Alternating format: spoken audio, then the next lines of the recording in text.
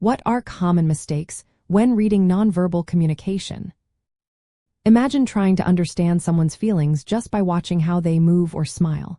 It sounds simple, but many times, people get it wrong. Nonverbal cues are powerful, but they can also be tricky to interpret correctly.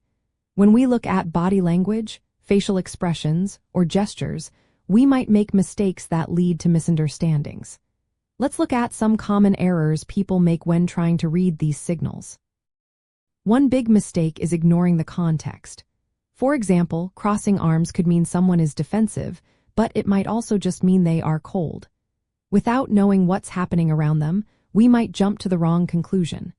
Another mistake is focusing on just one gesture. If someone is fidgeting or avoiding eye contact, it doesn't always mean they are uncomfortable.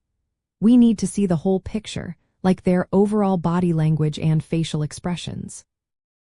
Knowing what someone usually does is also important. If you don't know their normal behavior, you might think they are upset when they are actually just tired or distracted. This is called not knowing their baseline. It's like trying to read a book without knowing the story. You might misunderstand the meaning. Cultural differences are another common pitfall. A gesture that is polite in one country might be rude in another. For example, a thumbs up is positive in many places but can be offensive elsewhere. So, understanding cultural norms helps us avoid false assumptions.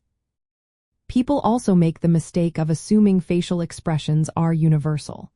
While some emotions like happiness or sadness are similar across cultures, their expressions can vary. A smile in one culture might not mean the same thing in another.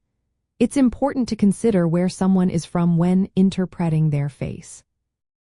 Lastly, we often miss signs of discrepancy. When someone says one thing but their body language says another, it's a red flag. For example, they might say they're fine but avoid eye contact or seem tense. Noticing these mixed signals can reveal hidden feelings or concerns. To get better at reading nonverbal cues, it helps to be aware of these mistakes. Asking questions or clarifying what you see can prevent misunderstandings. Remember, nonverbal communication is a tool to understand others better, but it needs careful attention and practice.